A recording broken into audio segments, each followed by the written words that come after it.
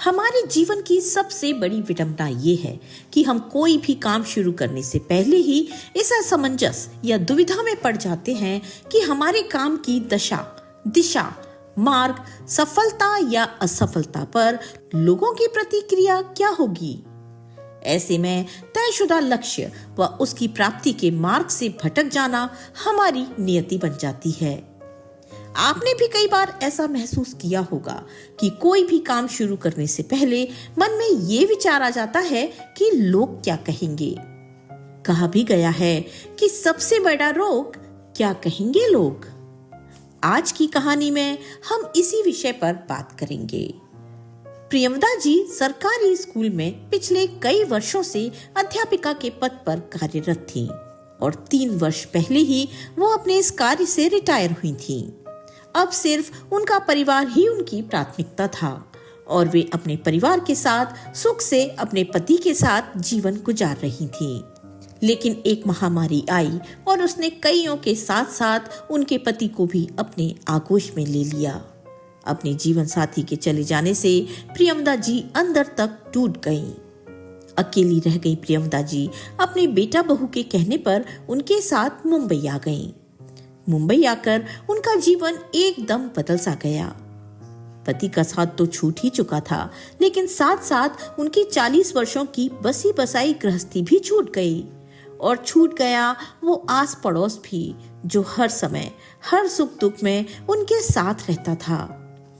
महानगर के पार्क की बेंच पर चुपचाप उदास भाव से बैठी प्रियंवदा जी अपने विचारों में बिल्कुल खो सी गई थीं। सुबह का समय था। कुछ लोग सैर कर रहे थे तो कुछ योगा कर रहे थे, तो वहीं कुछ बुजुर्ग बैठे हुए अपना जमाना याद कर रहे थे। लेकिन प्रियंवदा जी अपनी ही दुनिया में खोई हुई थीं। तभी अचानक एक आवाज ने उनकी तंद्रा भंग की। मुस्कुराते रहिए, जिंदगी बहुत खूबसूरत है। प्रियंवदा जी ने देखा कि लगभग 65-70 वर्ष के एक बुजुर्ग आदमी पास वाली बेंच पर बैठते हुए उनकी ओर देखकर मुस्कुरा रहे थे। न चाहते हुए भी प्रियंवदा जी भी उन्हें देखकर मुस्कुराने लगी। इस अनजान शहर में पहली बार किसी ने उनसे बात की थी। बोतल से पानी पीते हुए वो बुजुर्ग व्यक्ति बोले, मेरा नाम प्रकाश है, मैं यहीं पास वाली बिल्डिंग में रहता हूँ। बड़ी देर से आपको देख रहा हूँ, आप बहुत परेशान जान पड़ती हैं। पिछली बातों को भूलकर आगे बढ़िए। लगातार जो चले उसी का नाम तो जिंदगी है। कहते हुए वो बुजुर्ग व्यक्ति फिर से सैर करने निकल गए और प्रियंवदा जी उनके जाने के बाद मन ही मन बोली, जिनकी जिंदगी में दुख ही ना हो उन्हें तो जिंदगी खूबसूरत ही लगेगी ना। ज्ञान तो सब देते हैं, लेकिन हमारे साथ क्या बीत रही है ये तो हम ही जाने। अब प्रियंवदा जी हर रोज पार्क आने लगी और लगभग हर रोज ही प्रकाश जी से नमस्ते और राम राम हो जाती। एक दिन प्रकाश जी ने पूछा कि क्या आप कहीं बाहर से आई हैं? तो प्रियंवदा जी ने जवाब दिया, दरअसल पहले मैं कानपुर में रहती थी, बेटा बहू नौकरी करते हैं ना, लेकिन महामारी के कारण मेरे पोते के स्कूल बंद हैं, इसलिए उसकी देखभाल के लिए बेटा बहू मुझे यहाँ ले आए। पति के देहांत के बाद मैं कानपुर में बिल्कुल अकेली हो गई थी। मेरी बेटी का ससुराल भी यहाँ मुंबई में ही है। कभी कभार बेटी से भी मिलना हो जाएगा, ये सोचकर यहाँ चली आई। फिर प्रकाश जी बोले, मुंबई शहर में आपका स्वागत है, चलिए आपको दूसरे हम उम्र लोगों से भी मिलवाता हूँ। दरअसल यहाँ पार्क में बुजुर्ग लोगों का एक ग्रुप बना हुआ है, जहाँ हम सब लोग एक दूसरे के सुख दुख में शामिल होते हैं, हंसते बतियाते हैं, कभी भजन गाते हैं तो कभी पुराने गाने भी गुनगुना लेते हैं, कभी जन्मदिन मनाते हैं तो कभी त्योहार। उनकी बात सुनकर प्रियंवदा जी को बहुत खुशी हुई और उन्होंने भी ग्रुप में शामिल होने की इच्छा जताई। प्रकाश जी ने उन्हें ग्रुप के अन्य सदस्यों से मिलाया और उस ग्रुप में शामिल कर लिया। उस ग्रुप के अधिकतर लोग अपना जीवन साथी खो चुके थे। किसी को कोई बीमारी थी तो किसी को कोई, लेकिन प्रियंवदा जी ये देखकर हैरान थी कि सभी लोग जिंदा दिल थे और ऊर्जा से भरपूर जीवन जी रहे थे। उन लोगों से मिलकर प्रियंवदा जी की उदासी कहीं दूर चली गई। अब हर रोज सुबह और शाम को वो उन सब लोगों के साथ अपना समय बिताने लगी। अक्सर प्रियंवदा जी अपनी बेटी को फोन करके पार्क में आने वाले बुजुर्गों के बारे में बताया करती थी। माँ के हम उम्र लोगों के साथ मेल जोल की बात सुनकर उनकी बेटी को बहुत खुशी हुई। एक दिन प्रियंवदा जी ने नोटिस किया कि पार्क में आने वाले सभी बुजुर्ग उनसे बड़े थे, परंतु सब लोग चुस्त और दुरुस्त थे और अपने आप को अप टू डेट रखते थे। जब घर आकर उन्होंने अपना चेहरा आईने में देखा तो उन्हें लगा कि समय से पहले ही उन्होंने अपने आप को बूढ़ा बना लिया है। ये सोचकर वो बाजार से हेयर कलर खरीद कर ले आई और अपने बालों को कलर कर लिया। फिर अलमारी खोली और पति की दी हुई सबसे खूबसूरत साड़ी पहन ली और आईने में देखकर मुस्कुराती हुई खुद से ही बोली, ये हुई ना बात। शाम के समय जैसे ही वो पार्क जाने के लिए बाहर निकलने लगी, उसी समय उनकी बहू की नजर उन पर पड़ी। उन्हें देखकर उसका मुंह खुला का खुला रह गया और वो बोली, ये सब क्या है माँ जी? उसने झट से अपने पति शशांक को आवाज लगाई, आकर देखो तो जरा, आखिर हो क्या गया है तुम्हारी माँ को? ये क्या सजने संवरने की उम्र है? जैसे ही बेटे ने उनकी ओर देखा तो मुंह पर हाथ रखकर हंसने लगा। तभी बहू बोली, माँ जी, ये सब पहनने की आपकी उम्र नहीं है और अब तो पापा भी नहीं रहे। बेटे बहू का व्यवहार देखकर प्रियंवदा जी का दिल टूट सा गया और वो चुपचाप जाकर अपने कमरे में बैठ गईं। अब उनका पार्क जाने का मन ही नहीं हुआ। सोचने लगी कि अगर आज अच्छे से तैयार हो गई तो ऐसा भी क्या गुनाह कर दिया। आज तक मैंने तो कभी बहू को किसी बात के लिए नहीं टोका। अपनी मर्जी से पहनती है, खाती है, बाहर आती जाती है। पर मैं तो हमेशा यही सोचती थी कि वक्त बदल चुका है। बड़े शहरों में लोग मॉडर्न हैं। आज मैंने थोड़ा सा खुद के बारे में सोचा तो मेरा ऐसा मजाक बना दिया। उनकी आंखों के कोरों से आंसू बहने लगे। तभी उनके मोबाइल पर उनके ग्रुप के सदस्यों के फोन आने लगे। कुछ सोचकर उसी समय प्रियंवदा जी खड़ी हुई और खुद से बोली, नहीं, मेरी जिंदगी मैं अपने मुताबिक जीऊंगी। ऐसा कहते हुए वो पार्क चली गई। अब प्रियंवदा जी अपने लिए जीने लगी थीं। उनकी पेंशन से उन्हें अच्छा खासा पैसा मिल जाता था, जिसे आज तक वो अपने बेटा बहू को ही देती आई थीं। लेकिन इस महीने उस पैसे को उन्होंने अपने ऊपर खर्च कर लिया। पार्क में भी उनकी बहुत सी सहेलियां बन गई थीं, जिनके साथ बाजार जाकर वो अपने लिए अपने मनपसंद कपड़े और वस्तुएं खरीद कर ले आईं। ये सब देखकर उनकी बहू बहुत चिढ़ती और जब प्रियंवदा जी अपने लिए कुछ करती तो उनकी बहू को ये सब खटकता रहता। और एक दिन वो अपने पति के कान भरते हुए कहने लगी, आप माँ जी को रोकते क्यों नहीं? कितना फालतू खर्च करने लगी हैं। हमारे हाथ में तो एक पैसा भी नहीं देती। उनके आने से हमारा खर्चा भी तो बढ़ गया है। पत्नी की बातों में आकर प्रियंवदा जी का बेटा शशांक उनके पास आया और कहने लगा, माँ, इस बार आपने पेंशन के पैसे क्यों नहीं दिए? उसकी बात सुनकर प्रियंवदा जी हैरान रह गईं। तभी उनकी बहू बोली, अरे, इस उम्र में इतनी फिजूल खर्ची क्या अच्छी बात है? पार्क क्या जाने लगी, आप तो आजाद पंछी की तरह हो गई। उसी समय प्रियंवदा जी बोली, बहू, मैंने तुम लोगों को पूरी आजादी दी है, तो तुम लोग भी मेरी आजादी तय नहीं कर सकते। मैं जो करूंगी अपनी मर्जी से करूंगी। उनकी ये बात सुनकर बेटा बहू दोनों चुप हो गए और वहां से चले गए। प्रियंवदा जी पाक कला में बहुत निपुण थीं। एक दिन उन्होंने घर पर गाजर का हलवा बनाया तो थोड़ा हलवा अपने पार्क के ग्रुप के सदस्यों के लिए भी लेकर चली गईं और सभी लोगों को खिलाने लगी। लेकिन प्रकाश जी ने लेने से मना कर दिया। तो प्रियंवदा जी ने पूछा, क्यों? क्या आपको गाजर का हलवा पसंद नहीं है? उस पर प्रकाश जी बोले, गाजर का हलवा तो मुझे बेहद पसंद है, लेकिन मुझे डायबिटीज और ब्लड प्रेशर की परेशानी है, इसलिए मैं बाहर का मीठा गाजर का हलवा नहीं खा सकता हूँ और घर पर बनाना मुझे आता नहीं है, इसलिए मैंने गाजर का हलवा खाना ही छोड़ दिया। फिर प्रियंवदा जी बोली, तो क्या आपके घर पर कोई नहीं है? इस पर प्रकाश जी कुछ नहीं बोल पाए। बस आंखों से 2 आंसू निकलकर उनके गालों तक आ गए और वो चुपचाप घर की ओर चले गए। 2 दिन बीत चुके थे, लेकिन प्रकाश जी पार्क में नहीं आए थे। ग्रुप के सदस्यों से पूछा तो पता चला कि वो फोन भी नहीं उठा रहे हैं। प्रियंवदा जी को मन ही मन उनकी चिंता सता रही थी। बार बार उनका हंसता मुस्कुराता चेहरा उनके सामने आ रहा था। जैसे ही घर जाने के लिए वो पार्क से निकली तो उनके कदम स्वतः ही प्रकाश जी के घर की ओर मुड़ गए। एक सदस्य से उनके फ्लैट का नंबर पूछा और उनके दरवाजे पर जाकर बेल बजाई। प्रकाश जी ने लड़खड़ाते कदमों से चलकर दरवाजा खोला। जैसे ही उन्होंने दरवाजे पर खड़ी प्रियंवदा जी को देखा तो वे चौंक गए और फिर उन्हें अंदर बुलाया। उनकी ऐसी हालत देखकर प्रियंवदा जी हैरान रह गईं।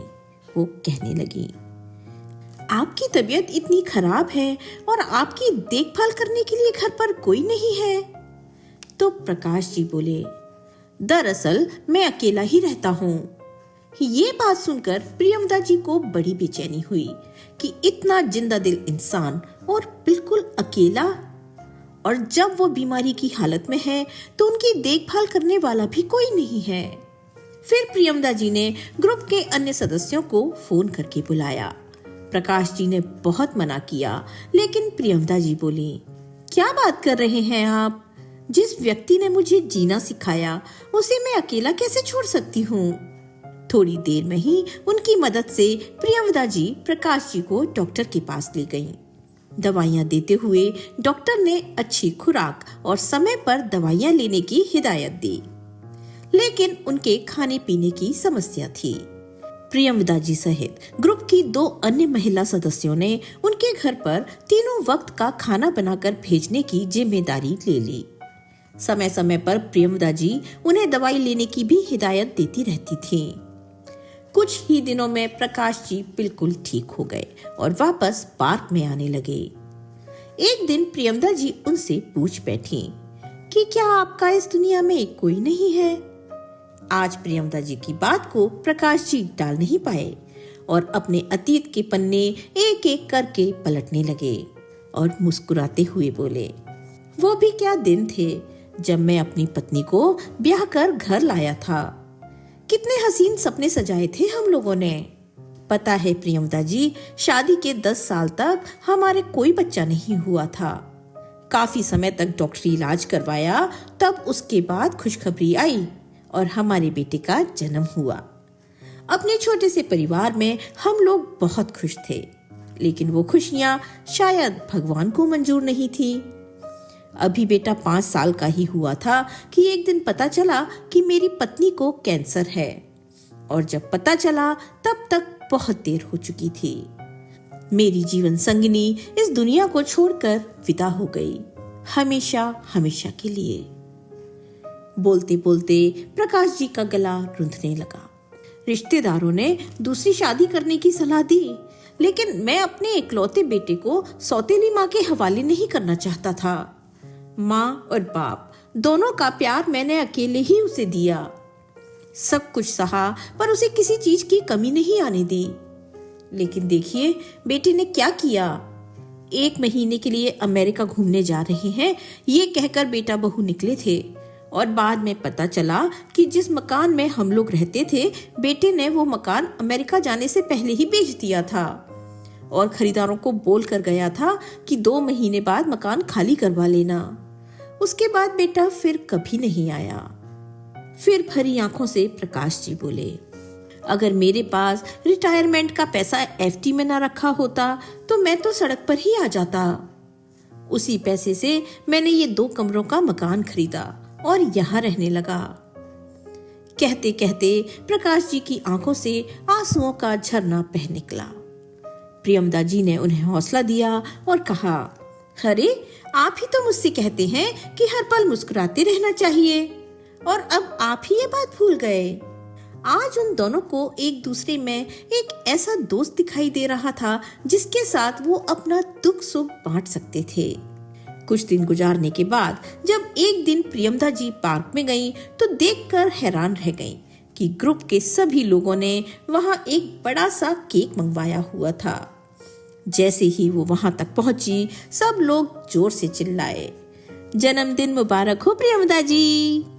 प्रियमदा जी को खुद भी याद नहीं था कि आज उनका जन्मदिन है। सभी लोगों का इतना प्यार देखकर उनकी आंखों से खुशी के आंसू छलक आए। केक काटकर सभी ने मोबाइल में तस्वीरें ली। सभी लोगों ने मिलकर एक बहुत ही खूबसूरत सी साड़ी प्रियमदा जी को तोहफे में दी। फिर प्रियमदा जी ने पूछा, लेकिन आप सबको कैसे पता चला कि आज मेरा जन्मदिन है? तो प्रकाश जी बोले, अरे सोशल मीडिया से सब पता चल जाता है। जन्मदिन मनाकर प्रियमदा जी अपना तोहफा लेकर घर पहुंची और उसे डाइनिंग टेबल पर रख दिया। जैसे ही बहू की नजर उस साड़ी पर पड़ी तो बोल पड़ी, अरे इतनी खूबसूरत साड़ी, ये तुम मेरे लिए लाए हो Shashank? Oh thank you so much. तभी शशांक चौंक कर बोला, नहीं तो, मैं तो नहीं लेकर आया। तभी प्रियमदा जी फ्रेश होकर आई और बोली, ये साड़ी मेरी है बहू। फिर बहू बोली, साड़ी तो बहुत खूबसूरत है माँ जी, लेकिन आप इसका क्या करेंगी? ये साड़ी मैं ले लेती हूँ। ऐसा कहते हुए जैसे ही साड़ी उठाने के लिए उसने हाथ आगे बढ़ाया, तो प्रियमदा जी ने वो साड़ी उठाते हुए कहा, नहीं बहू, ये साड़ी मेरे लिए बहुत अनमोल है। बहू अपनी सास का मुंह देखती रह गई। फिर प्रियमदा जी ने कहा, दरअसल आज मेरा जन्मदिन था ना, इसलिए पार्क में ग्रुप के सभी लोगों ने मुझे ये तोहफा दिया है। ये बात सुनकर बेटा बहू दोनों हैरानी से बोले, आपका जन्मदिन था आज? ऐसा कहते हुए उन दोनों का सिर शर्म से झुक गया। फिर उनका बेटा बोला, वो माँ, आप अपना जन्मदिन मनाती नहीं हो ना, इसलिए हमें याद नहीं रहा। कहकर प्रियमदा जी पुराने समय की यादों में खो गईं। जब अपने बच्चों के जन्मदिन के अवसर पर वो पूरा दिन रसोई में खड़ी होकर उनकी पसंद के पकवान बनाती और शाम को उनके दोस्तों को बुलाकर पार्टी देती। लेकिन फिर सोचने लगी कि समय समय की बात है, जब बेटा बहू अपनी जिंदगी में मस्त हैं, तो बड़ों को भी अपने लिए जीना चाहिए। लेकिन बहू को अपनी सास में ये परिवर्तन रास नहीं आ रहा था। एक दिन जब प्रियमदा जी पार्क गईं, तो अपना मोबाइल साथ लेकर जाना भूल गईं। उस दिन बहू और बेटा घर जल्दी आ गए। बहू की नजर सासू माँ के मोबाइल पर गई, तो वो उठाकर उसे चेक करने लगी। जब उसने देखा कि सासू माँ तो व्हाट्सएप और फेसबुक जैसे सोशल मीडिया प्लेटफॉर्म पर हैं, तो वो दंग रह गई और उनकी और प्रकाश जी की सारी चैट, उनके गुड मॉर्निंग और गुड नाइट मैसेजेस को नमक मिर्च लगाकर अपने पति शशांक को बताने लगी। अब तो शशांक को भी अपनी माँ में खोट दिखाई देने लगा। बस फिर क्या था, जैसे ही प्रियमदा जी पार्क से घर वापस लौटी, तो बेटा बहू दोनों तो जैसे तैयार बैठे थे उन पर बरसने को। अपनी माँ को कुछ बोलने का मौका दिए बगैर वो उनके चरित्र पर उंगली उठाने लगे। एक पल को तो प्रियमदा जी स्तब्ध रह गईं। फिर खुद को संभालते हुए बोली, क्यों बहू, 2 दिन पहले ही अपने ऑफिस के दोस्तों के लिए तुमने घर पर पार्टी रखी थी, जिसमें तुम्हारे ऑफिस के सभी दोस्त आए थे। उनमें पुरुष भी थे और महिलाएं भी, लेकिन मैंने तो तुम्हारे चरित्र पर कोई उंगली नहीं उठाई। फिर तुम मेरे बारे में ऐसा कैसे बोल सकती हो? प्रियमदा जी के मुंह से 2 टूक जवाब सुनकर उनकी बहू के पास शब्द ही नहीं बचे और पैर पटकती हुई वो अपने कमरे में चली गई। अगले दिन बेटा बहू के ऑफिस जाने के बाद जैसे ही प्रियमदा जी पोते के लिए खाना बनाने के लिए रसोई घर में गई, तो फर्श पर पानी गिरा होने के कारण उनका पैर फिसल गया और वो धम से जमीन पर गिर गईं। उनकी बाजू में गंभीर चोट आई और कमर में भी बहुत ज्यादा दर्द हो रहा था। उनके पोते ने तुरंत फोन लगाकर अपने पापा को सारा हाल बताया और उन्हें जल्दी आने को कहा। डॉक्टर से चेक करवाया तो पता चला कि उनकी बाजू की हड्डी में फ्रैक्चर हुआ है। डॉक्टर ने बाजू पर प्लास्टर चढ़ाकर और दवाइयां देकर शाम तक उन्हें घर भेज दिया। लेकिन अब उनका पार्क जाना छूट गया। प्रकाश जी उन्हें फोन करते या मैसेज करते तो वो किसी बात का जवाब नहीं देती, चुपचाप लेटे हुए आंसू बहाती रहती। काम वाली बाई खाना पकाकर रख जाती और बेटा बहू रोजाना अपने काम पर चले जाते। दोनों में से किसी ने भी एक दिन की छुट्टी लेना भी जरूरी नहीं समझा। प्रियमदा जी को उठने बैठने में भी कष्ट होता था, लेकिन किसी को क्या फर्क पड़ता था।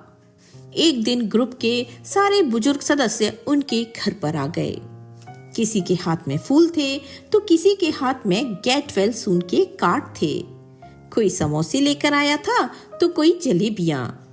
उन्हें देखकर बिस्तर पर पड़ी हुई प्रियमदा जी को ऐसा लगा कि जैसे उन्हें कोई अपना मिल गया हो।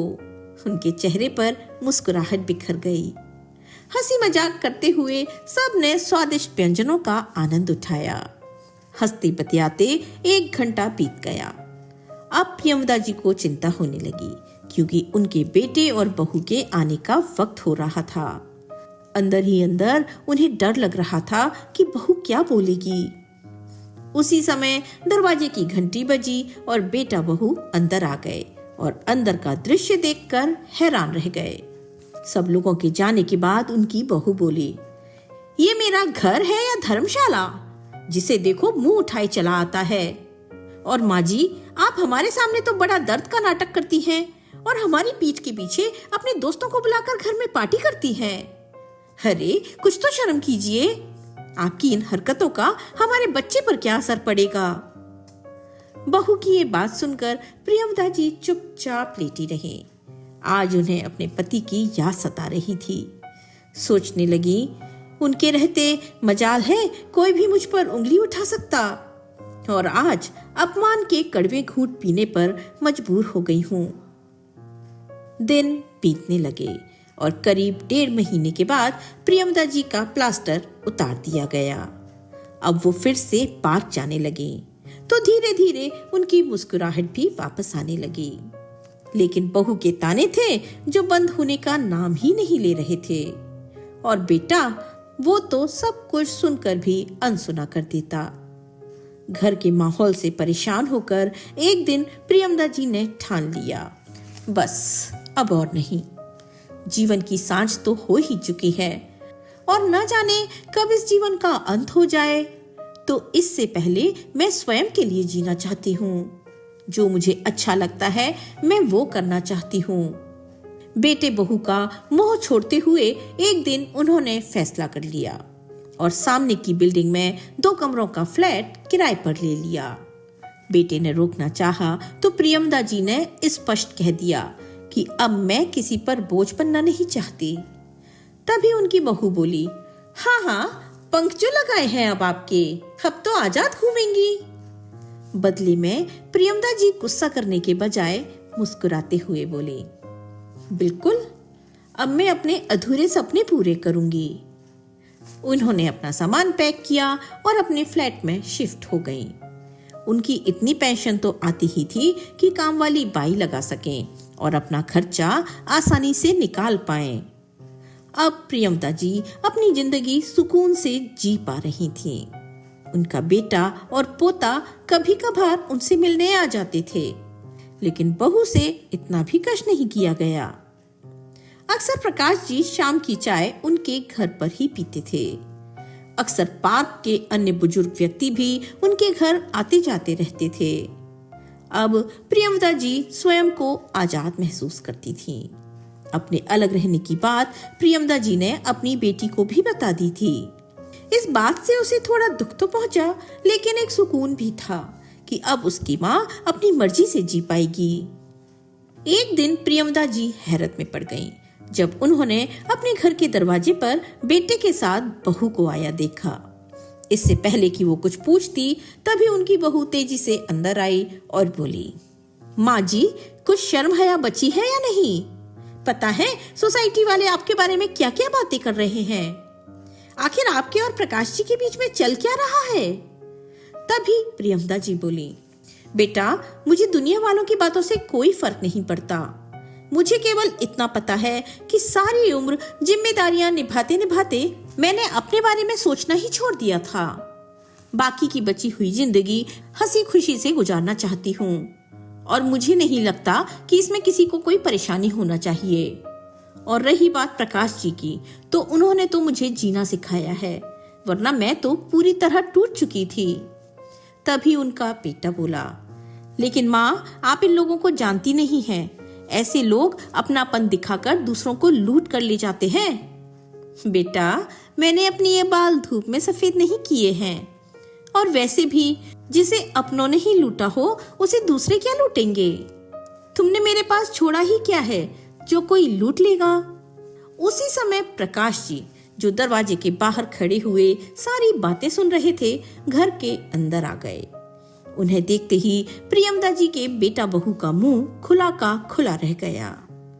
जैसे ही वे उठकर बाहर जाने लगे, उसी समय प्रकाश जी ने उसे कहा, बेटा, शर्म प्रियमदा जी को नहीं बल्कि तुम जैसे लोगों को आनी चाहिए। किसी का चरित्र मंथन करने से पहले तुम लोग एक बार भी नहीं सोचते। तुम लोग जानना चाहते हो कि तुम्हारी माँ क्या करती है। जैसे ही प्रकाश जी ने कहा तो प्रियमदा जी ने उन्हें चुप रहने का इशारा किया, परंतु वो रुकने वाले नहीं थे। वो बोले, पार्क में हर रोज सुबह और शाम को जब हम सब लोग बैठते हैं तो वहीं पास में ही सोसाइटी में काम करने वाली औरतों के बच्चे आवारा घूमते हैं। छोटी सी उम्र में वे गलत आदतों के शिकार हो रहे हैं। उन गरीब लोगों के पास इतना पैसा नहीं है कि वो अपने बच्चों को पढ़ा लिखा सकें। तुम्हारी सासू माँ उन बच्चों को पढ़ाने लिखाने का नेक काम करना चाहती हैं। वो एक स्कूल खोलना चाहती हैं ताकि जितने भी गरीब बच्चे शिक्षा से वंचित हैं उन्हें निशुल्क शिक्षा प्रदान की जा सके। तुम्हारी माँ गरीबों की मदद करके अपने बुढ़ापे को सार्थक बनाना चाहती हैं। अक्सर हम लोग बैठकर इसी विषय में योजना बनाते हैं। हमारी एक एनजीओ से बात भी चल रही है जो हमारी इस काम में मदद करेंगे। तुम्हारी माँ का वर्षों पुराना सपना अब पूरा होने जा रहा है। लेकिन आज अपनी माँ के बारे में तुम लोगों के विचार सुनकर मुझे महसूस हो रहा है कि अच्छा ही हुआ जो मेरा बेटा मुझे पहले ही छोड़कर चला गया। हैरानी की बात है कि अपनी माँ के लिए बेटे बहू की ये सोच भी हो सकती है। क्या तुम अपने ऑफिस में किसी के साथ हंसते बोलते नहीं हो? जब तुम्हारी माँ ने तुम पर कोई अंकुश नहीं लगाया तो तुम कैसे इतना बड़ा इल्जाम अपनी माँ पर लगा सकते हो?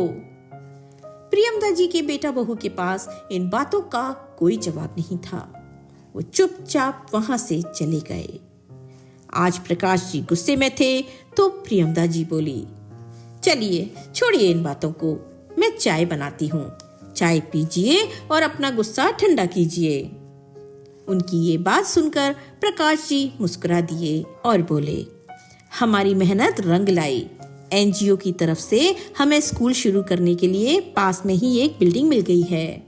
प्रियमदा जी ये बात सुनकर बहुत खुश हुई। जल्दी ही बिल्डिंग को स्कूल का रूप दे दिया गया।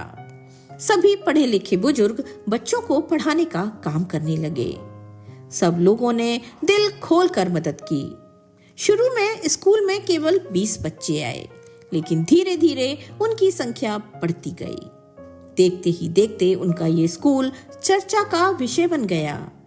प्रियमदा जी और उनके साथ काम करने वाले अन्य बुजुर्गों को भी जीने का एक मकसद मिल गया था। एक दिन प्रियमदा जी की बेटी उनके पास कुछ दिनों के लिए रहने आई। जब वो भाई भाभी से मिलने गई तो उन्होंने उसे प्रकाश जी के विषय में बताया।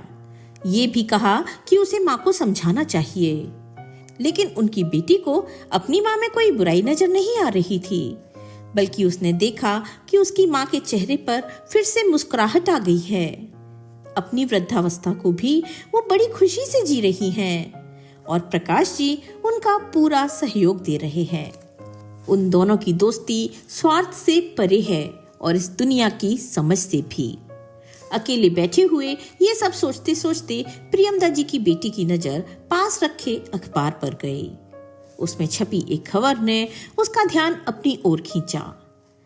जब बुढ़ापे में बच्चे ही साथ छोड़ दें तो अकेली माँ या अकेला पिता कहाँ जाए? वृद्धावस्था में अकेलेपन को मात देने के लिए 65 वर्ष के बुजुर्ग ने 63 वर्ष की महिला के साथ विवाह किया। अपनी गृहस्थी फिर से बसाकर वे दोनों बहुत खुश हैं। इस खबर को पढ़कर प्रियमदा जी की बेटी के मन में एक विचार आया। जब प्रकाश जी प्रियमदा जी के घर आए तो उसने अपनी माँ और प्रकाश जी के सामने दोनों की शादी का प्रस्ताव रखा और कहा, आप दोनों के इस रिश्ते को ये दुनिया नहीं समझ पाई, तो क्यों ना आपके इस रिश्ते को एक नाम दे दिया जाए। क्या आप दोनों एक दूसरे का जीवन साथी बनना पसंद करेंगे? तभी प्रियमदा जी बोली, ये क्या बोल रही है तू? इस उम्र में क्यों हम पर दाग लगाना चाहती है? ये दुनिया क्या कहेगी? लेकिन उसकी बात सुनकर प्रकाश जी थोड़ी देर चुप बैठे रहे। दिमाग में बहुत कुछ चल रहा था। प्रियमदा जी के गुस्से को देखकर उन्होंने उस वक्त कुछ ना कहना ही मुनासिब समझा और अपने घर लौट आए। फिर प्रियमदा जी की बेटी ने उन्हें समझाया, माँ, अगर जीवन की राह में कोई अच्छा साथी मिल जाता है तो साथ चलने में कोई बुराई नहीं है। प्रियमदा जी सोचते सोचते अपने पति की तस्वीर के सामने बैठ गईं। उनका मन बेचैन हो रहा था। सोचने लगी कि मैं अपने पति को धोखा नहीं दे सकती। लेकिन फिर अगले ही पल विचार आया कि मेरे पति भी तो यही चाहते थे कि मेरे होठों पर हमेशा मुस्कुराहट रहे। मेरी आंखों में आंसू देखकर तो उन्हें भी चैन नहीं मिलता होगा। और फिर अगर दोस्ती को एक रिश्ते का नाम दे दिया जाए तो दुनिया का मुंह बंद हो जाएगा।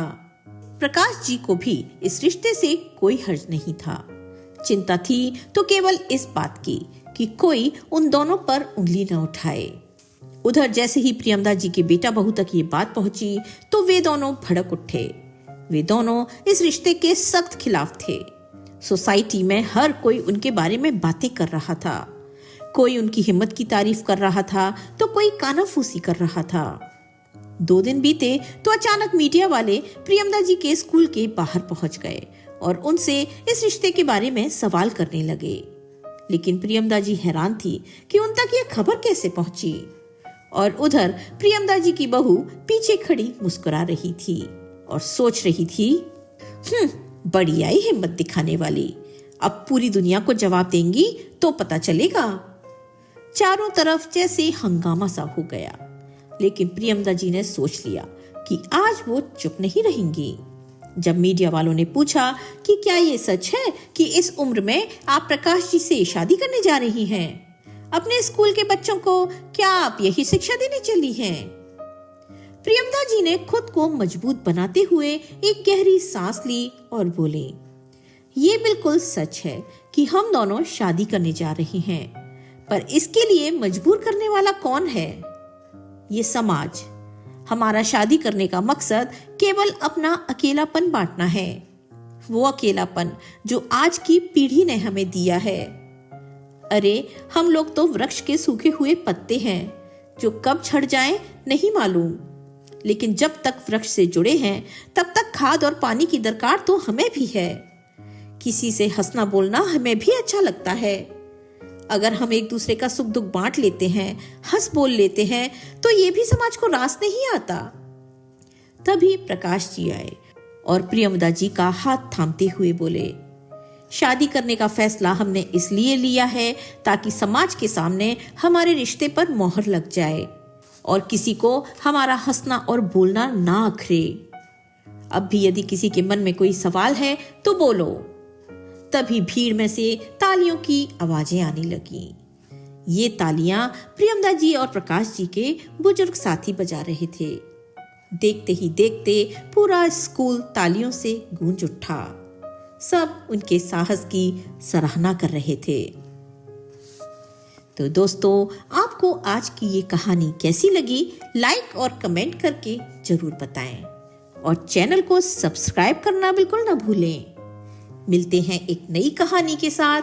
तब तक के लिए स्वस्थ रहिए, मस्त रहिए और अपने अपनों का ख्याल रखिए।